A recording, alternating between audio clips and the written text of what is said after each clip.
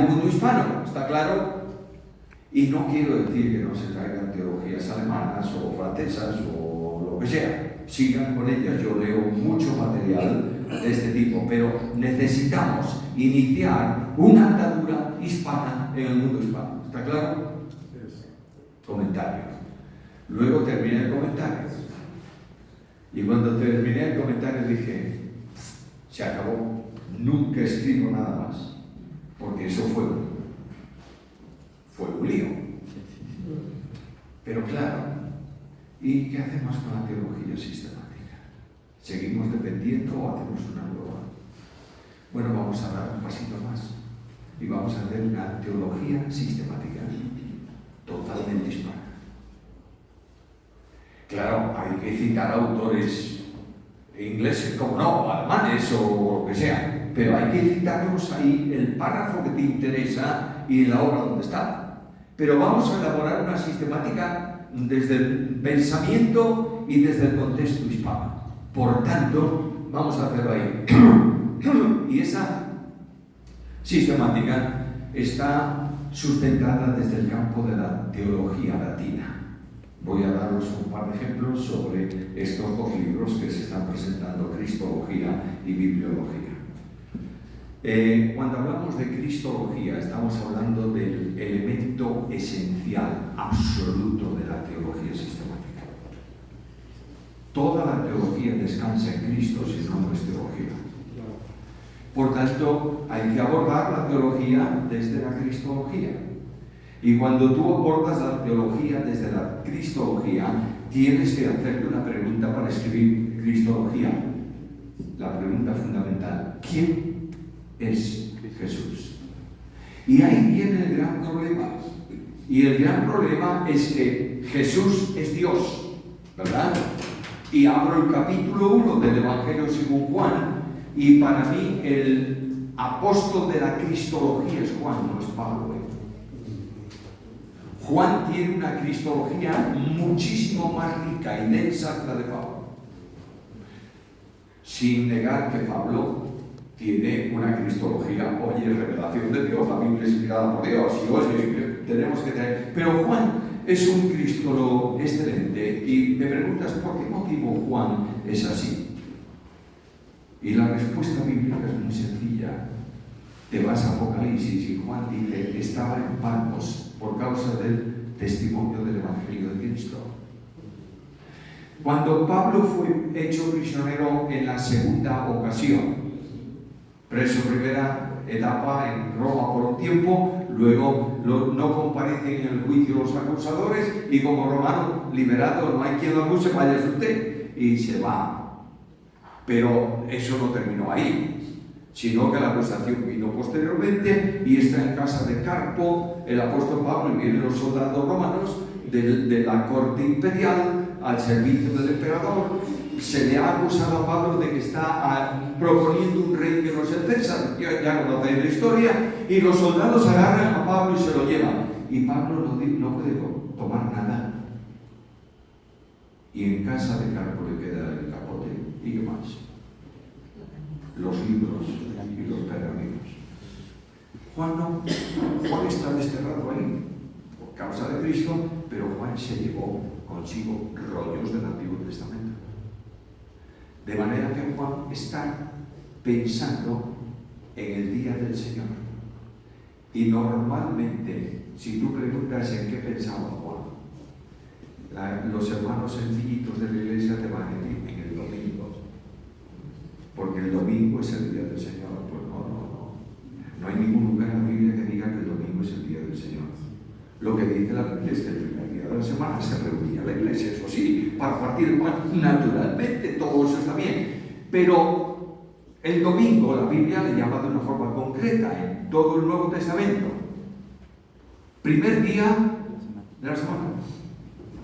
Pero en cambio, cuando habla de el día del Señor, está hablando del Yom Yahweh, el día de Dios, el día de la tribulación.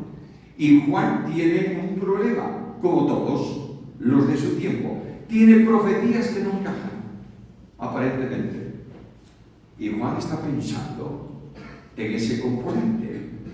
Y el Espíritu Santo revela a Juan los enlaces de las profecías. Si tú analizas Apocalipsis con calma, notas que es Antiguo Testamento un 60%. Ahora Juan está ahí. Dice, bueno, gracias Señor, ya tengo mis enlaces que vuelvo y escribí todo esto de escatología que tú me revelas. Pero, y Cristo le dice a Juan, te estás olvidando de mí, Juan. Capítulo 1 de Apocalipsis. Juan pensando y una gran voz a sus espaldas y Juan se vuelve y ¿qué pasa? Está aquí el glorioso Jesús. Y claro está, Juan cae a tierra, en fin, toda esa historia que vosotros conocéis, y la mano de Jesús toca la espalda de Juan y le dice, no tengas miedo, yo soy el que tú conocías, Juan, el que viví, morí, y aquí que yo vivo, y soy así de glorioso. Y Juan escribe las cosas que vio, capítulo 1, luego las cosas que son, capítulos 2 y 3, y luego las cosas que serán, capítulo 4 en adelante. El mismo Juan da el bosquejo del libro. Ahora, Juan describe esa gloria y dice, oye, cuando lea el Apocalipsis, no preguntan a quién es este.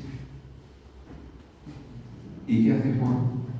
Escribe el Evangelio. Y el Evangelio de Juan es distinto totalmente al resto de los Evangelios. Y la cristología de Juan se presenta ya en el primer capítulo, porque esa es, dice Juan, la razón de este libro es que conozcan a Cristo para salvación. Por tanto, Juan, como cristólogo, comienza una cristología que solamente podemos asumir. Ese estilo, la cristología del descenso. Comienza presentándonos a Jesús como el Dios del cielo que se hace hombre. El liberalismo moderno es al revés. Presenta la cristología del ascenso, un hombre que se diviniza. Y el núcleo, el hombre.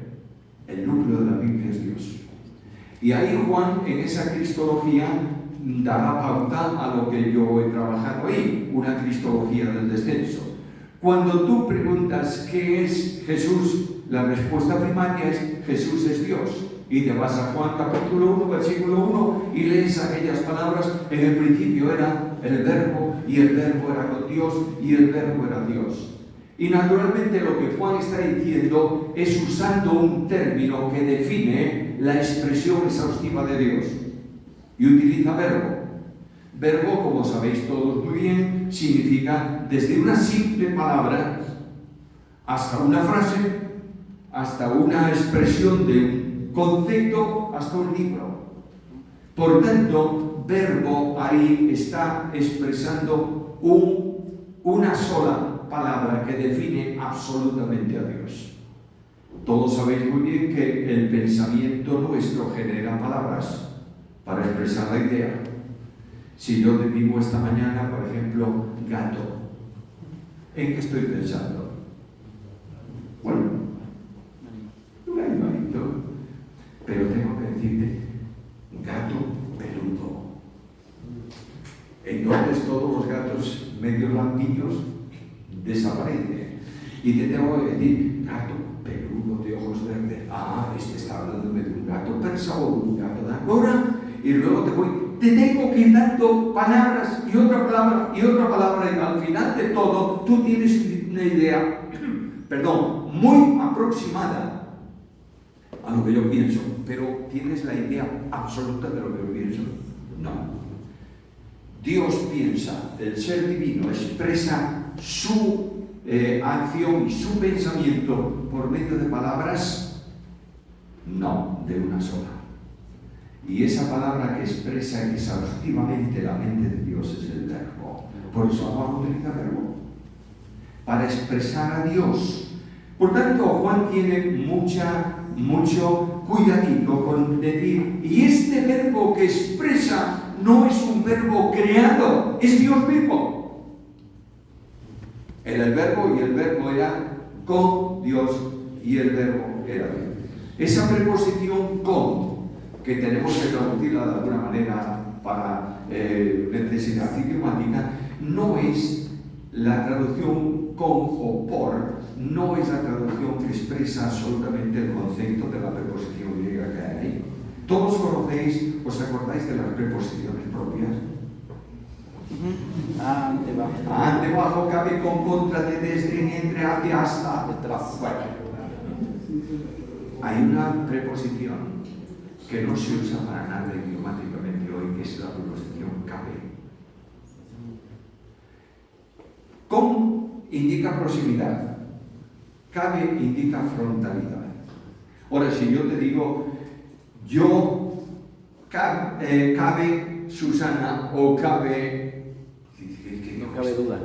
Cabe duda, eso es el problema. Por tanto, lo que Juan dice ahí es que el verbo, cabe Dios, estaba frente al Padre. Y esa es la gran idea de frontalidad. En ese sentido, el Padre dice eternamente, este es mi Hijo. Y el Hijo dice eternamente, estoy aquí. Por tanto, hay un diálogo de comunión en el seno trinitario, en ese capítulo 1 del Evangelio según Juan. Y Juan dice, del que voy a hablaros, que aparentemente es un mero hombre, es Dios. Y la cristología comienza por esa realidad. Yo sé que os encontráis habitualmente en el camino y muchas veces en vuestra casa con dos que vienen a visitaros, siempre dos en dos, su bolsito y su revistita debajo del brazo, y vienen a ofreceros la bendición del reino.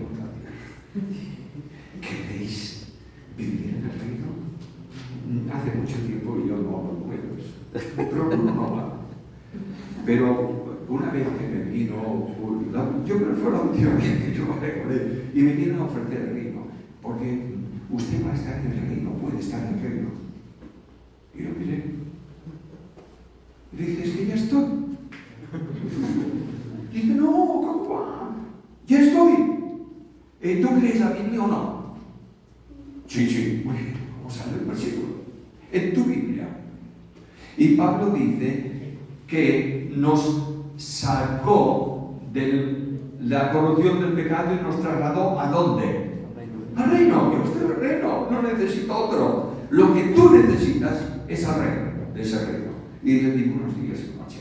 Bueno, Juan afirma necesariamente que tenemos que entender que Jesucristo es Dios sin igualdad con el Padre y el Espíritu Santo. ¿Está claro?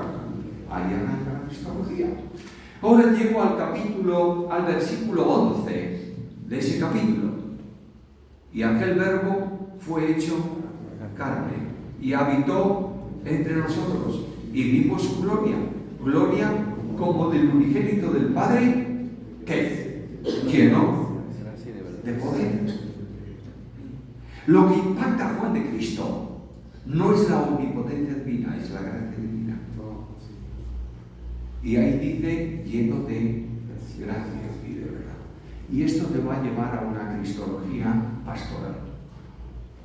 La Iglesia de Cristo necesita ser alentada mucho más que reprendida. Gracias. Y la dogmática del palo no está en la Biblia. Y la exigencia dogmática no está en la Biblia, está en la tradición. Y el sistema de comportamiento eclesial lo hemos elevado a categoría doctrinal, pero no está en la Biblia. ¿Me estáis siguiendo? De manera que Juan dice, este que es Dios, ahora es también un hombre. Y esto genera bastantes problemas en la mentalidad y en la cristología. Voy a hacer un breve paréntesis aquí. El libro que va a salir este mes, ya está ahí anunciado en Amazon, es Trinidad. La Trinidad no surge como doctrina por estudio directo de Trinidad, sino por estudio de cristología. Y es que Juan tiene un problema en su evangelio al recoger una palabra de Jesús. Yo y el Padre somos uno. ¿Cómo es esto? No puede referirse a uno que es padre a veces e hijo otras veces. No, eso no lo dice. dice, somos uno en cuanto a una unidad muy vinculante de cada uno de nosotros. Luego, si dice que yo y el Padre somos uno, es que hay dos, ¿o no? Y ya tenemos que eliminar la teología unitaria del Antiguo Testamento en el sentido de confundir ser y persona. Eso no se toca en el Antiguo Testamento porque no está esa revelación. Pero Dios no es una persona. Y ahí tenemos otro problema que surge del Evangelio de Juan. Dios es un ser que existe eternamente en 3 personas. Por tanto, si hay 2, vamos a estudiar esa dualidad. Y Juan dice, pero es que hay más. Capítulo 13, 14 y 16 está hablando del Espíritu Santo, ¿no? Y dice el Espíritu Santo que yo os enviaré. Luego tiene que ser Dios para enviar una persona divina. Porque el Padre envía al Hijo. Y el Hijo envía al Espíritu. Pero también dice, lo enviaré del Padre. Y aquí viene el problema de la teología griega que no lo han resuelto y lo van a resolver jamás. Ellos afirman que el Espíritu Santo procede del Padre por medio del Hijo. No es verdad. Procede del Padre y del Hijo, que ambos envían. Ahora ahí tienes un problema más añadido. Ya no hay 2, hay 3. De manera que los escritores, los apóstoles, reciben la revelación básica de Trinidad por medio del Señor y comienzan a explayarla. Pero ¿de dónde sale el estudio profundo de Trinidad? De Cristología. Y ahí los padres de la Iglesia, si tú lees un padre de la Iglesia, yo que sé, Hilario de Poitiers, que es uno de los expertos en Trinidad, que tiene un libro así sobre Trinidad, cada página de ese libro tiene un componente de Cristología. De manera que la Cristología nos va a decir, ¿es Dios? Es Dios. Pero es también hombre. Y aquí tenemos otro problema. Otro problema que está generando una revolución en el mundo hispano hoy. Siempre paréntesis. Yo soy el hombre de los paréntesis. Paréntesis. Los problemas que sacuden al pueblo evangélico hoy son problemas no teológicos, son problemas filosóficos. Ahora viene antes de eso, permitidme que no quiero olvidar de este dato. Este verbo eterno, la Biblia dice, tú eres mi hijo amado, o mi hijo. Yo te he engendrado cuando no te llama la atención. Hay un pasado y un presente juntos. Yo te he engendrado. Y además está hablando de un tiempo verbal completo, acción realizada. Te he engendrado hoy, te he engendrado ayer, o anteayer, o no sé cuándo, pero hoy. Y es que lo que está diciendo Juan es algo que ha impactado profundamente el desarrollo de la cristología. Y es que el verbo eterno está siendo generado eternamente por el Padre. Sin origen. Cuando nosotros engendramos un hijo, originamos un hijo, ¿verdad? No hay eso en el seno de la verdad. Pero fíjate en la frase del apóstol, yo te he engendrado hoy. Solo hoy puede ser utilizado por Dios. Porque si yo digo ahora, ya está pasando. Porque yo ya estoy un poco más allá. ¿Me estáis siguiendo? Ahora, Dios es el único ser que vive en tiempo presente absoluto, por eso es eterno. Y aquí tenemos que reflexionar sobre eternidad. Eternidad no es un tiempo sin límite de origen y sin límite de fin, eso es perpetuidad. Eternidad es ausencia de tiempo, sin tiempo. Y lo que está diciendo el texto bíblico es que el Padre engendra al Hijo, por eso el Hijo como persona es Hijo. Pero también el Padre como persona es Padre porque tiene un Hijo. Y esta concepción, esta encarnación del Verbo eterno, trae otra complicación de la que los griegos escaparon, no los judíos.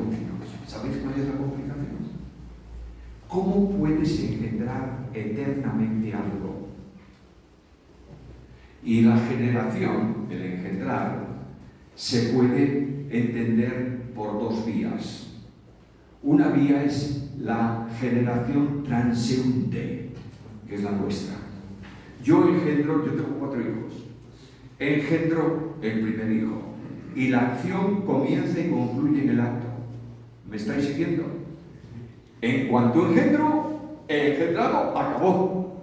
¿Qué pasa? Que yo puedo ahora engendrar otro, ¿verdad? Engendré uno, pero puedo engendrar otro. Naturalmente, 4 tengo yo.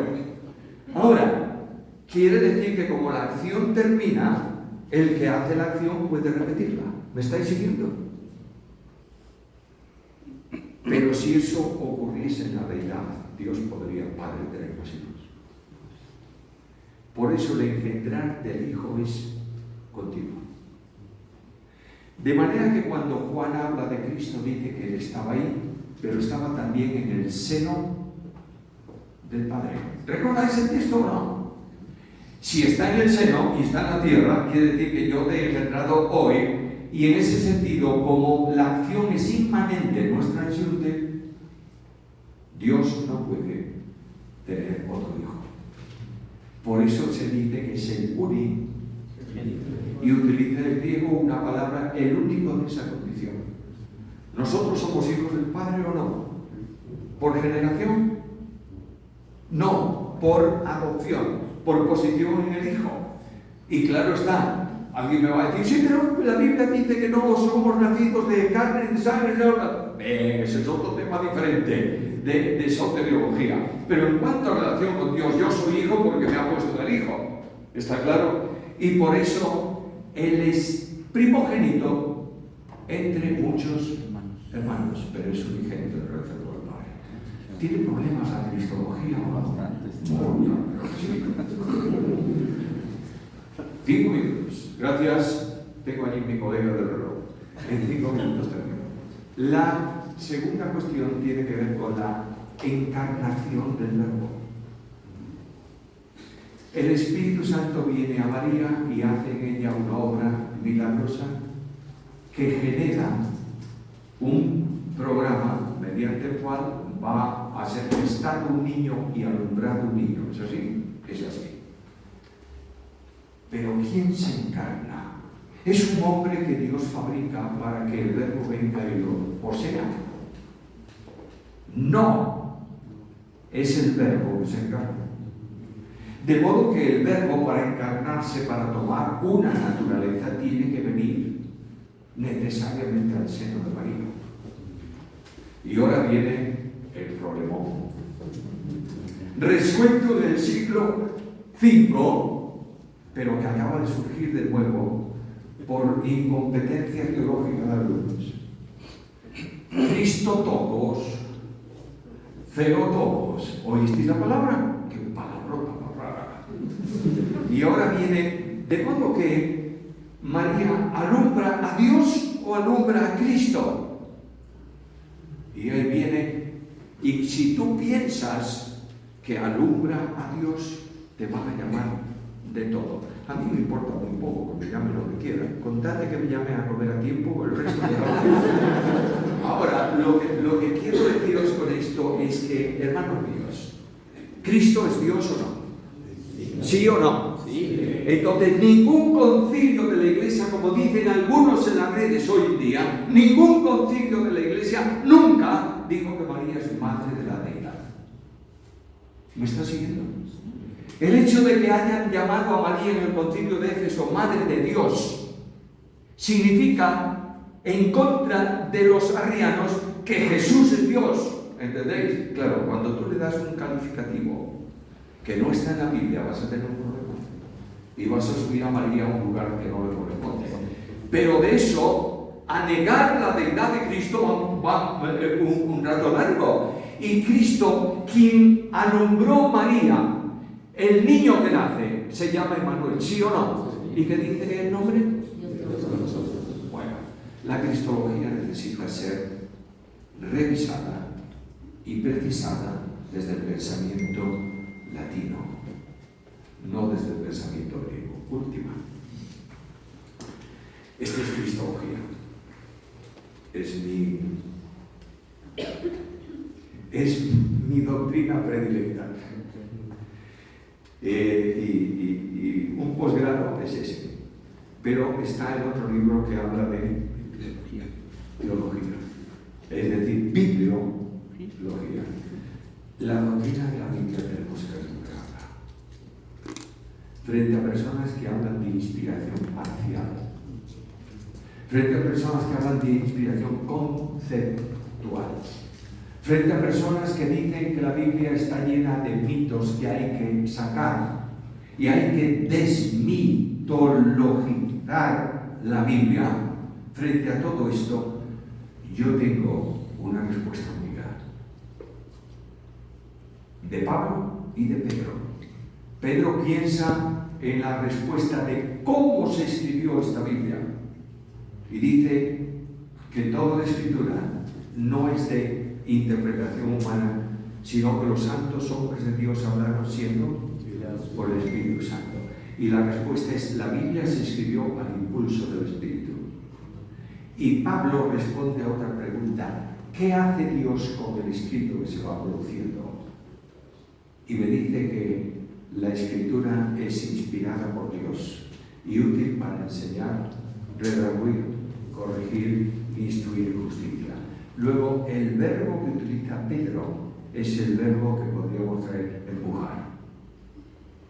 El verbo que usa Pablo es el verbo soplar. Cuando un griego no tiene palabra, la inventa. Y hay Pablo dice: ¿cómo voy a decir yo esta palabra? Y se inventa una palabra que se olvida en la Theopneustos, soplada por Dios, o Dios soplada. De ahí viene neumático del automóvil. Ahora, este soplo de Dios en su palabra hace que la Biblia sea viva y eficaz. Solo la Biblia enseña al creyente. Solo la Biblia redarguye al pueblo de Dios. Y solo la Biblia, aplicada por el Espíritu, produce un avivamiento. No un show, produce un avivamiento. El mundo hispano necesita menos shows y más espíritu. Más tranquilidad, más shows, más silbo, suave y apacible. ¿Lo entendéis? Solo la Biblia. Por eso se ha escrito el segundo tomo y así, Dios mediante, iremos viendo las 9 doctrinas fundamentales. Esto, ¿me permitís 2 minutos ahora? Bueno, si no lo permitís, igual lo que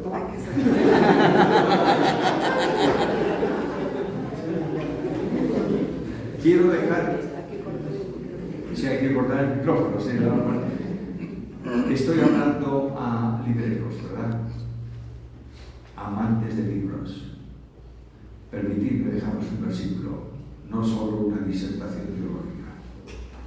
Pablo escribe a su amigo, hijo espiritual Timoteo, cuando va a venir a verle, le pide: si no vienes pronto, no me ves, vente rápido. Y cuando vengas, por favor, pásate por campo, por la casa del campo, y tráeme el capote y los libros, mayormente los pergaminos. Es el versículo que los libreros necesitan. Hay 3 cosas que Pablo pide y que vosotros necesitáis, yo también. Primero, un capote. ¿Para qué? Pablo lo pide para cubrirse del frío, para cuidarse. Trabajar mucho tiempo de pie, vendiendo libros y hablando, a veces resta algo esencial. Tienes que hacer ejercicio para mantener tu cuerpo. Cuando Cristo estaba muy cansado, ¿qué hacía? Sí, no, decía, basta, alto y vamos a descansar un poco. Necesitáis tiempo de entrega, por supuesto, pero necesitáis recuperar fuerzas, ¿está claro? Traerme el capote. Y necesitáis algo. No solamente vender libros. y aconsejar libros, conocer los libros, mayormente los pergaminos. Y cuando tengas en tu mano algún libro de esos que se llama el libro evangélico, pero de evangélico no tiene nada. Y cuando veas algún libro que la doctrina es de muleta, bueno, déjalo ahí, pero vende, apoya, orienta libros que edifiquen al pueblo de Dios.